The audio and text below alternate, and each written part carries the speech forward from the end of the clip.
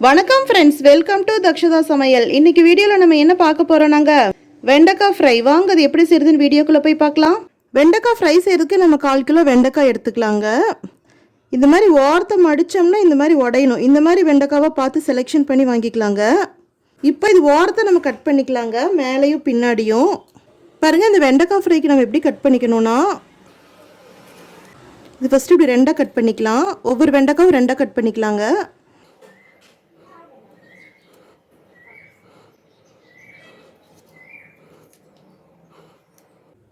இந்த மாதிரி 4ஆக கட் பண்ணிக்கலாங்க.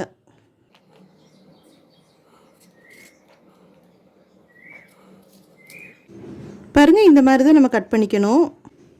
4ஆக கட் பண்ணிக்கலாம், இல்லாட்டி 5ஆக கட் பண்ணிக்கலாங்க. ஒவ்வொரு வெண்டைக்காவையும் எல்லா வெண்டைக்காவையும் அதே மாதிரி நம்ம கட் பண்ணி எடுத்து வச்சுக்கலாங்க. பாருங்கள், எல்லா வெண்டைக்காயும் நம்ம இந்த மாதிரி வெட்டி எடுத்து வச்சிட்டோம். இப்போ ஒரு பவுல் எடுத்துக்கலாங்க.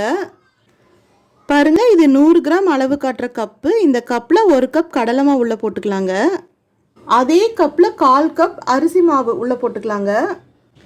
மஞ்சத்தூள் 1/4 டீஸ்பூன், வரமிளகாய் பவுடர் 1/2 டீஸ்பூன், மல்லித்தூள் 1/2 teaspoon, pepper powder 1/4 teaspoon, garam masala 1/4 teaspoon, உப்பு 3/4 டீஸ்பூன் போட்டுக்கலாங்க. அப்புறம் பார்த்துட்டு வேணால் நம்ம பத்தலைன்னா கொஞ்சம் எக்ஸ்ட்ரா ஆட் பண்ணிக்கலாம்.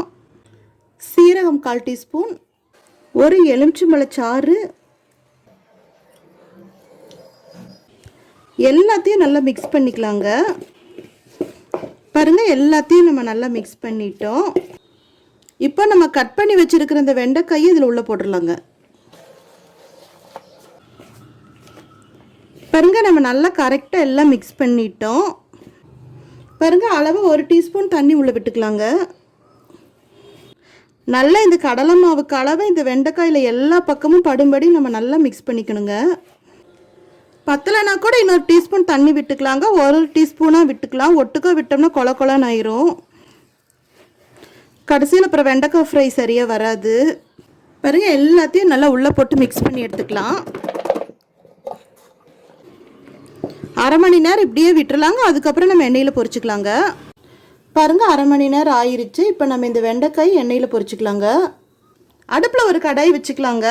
அடுப்பு இப்போ மீடியம் ஃப்ளேமில் தாங்க இருக்குது. எண்ணெய் சூடாகட்டும். இப்போ நம்ம இந்த வெண்டைக்காய் இதில் பொரிச்சு எடுத்துடலாம். ஒரு சின்ன பீஸ் எண்ணெயில் போட்டு பார்க்கலாங்க. பொரிஞ்சு எலும்பி வந்துச்சுன்னா எண்ணெய் சூடாயிருச்சுன்னு அர்த்தம். மீதி வெண்டைக்காயும் உள்ளே போட்டுடலாம். பாருங்கள், எண்ணெய் பொரிஞ்சது போதும். நம்ம போட்ட அந்த மாவு மேல் நோக்கி வந்திருக்குங்க.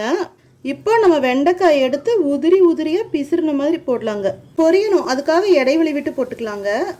பாருங்க, இடையில திருப்பி விட்டுக்கலாம். பாருங்க, வெண்டைக்காய் கிறிஸ்பியாக நல்லா பொரிஞ்சது போதும். நம்ம எண்ணெயிலேருந்து வடித்து எடுத்துடலாங்க. பாருங்க, கிறிஸ்பியான வெண்டைக்காய் ஃப்ரை சூப்பராக ரெடி ஆயிடுச்சு. வெண்டைக்காய் பிடிக்கலன்னு சொல்கிற குழந்தைங்க கூட நீங்கள் இந்த மெத்தடில் செஞ்சு கொடுத்தீங்கன்னா சாப்பிட்ருவாங்க.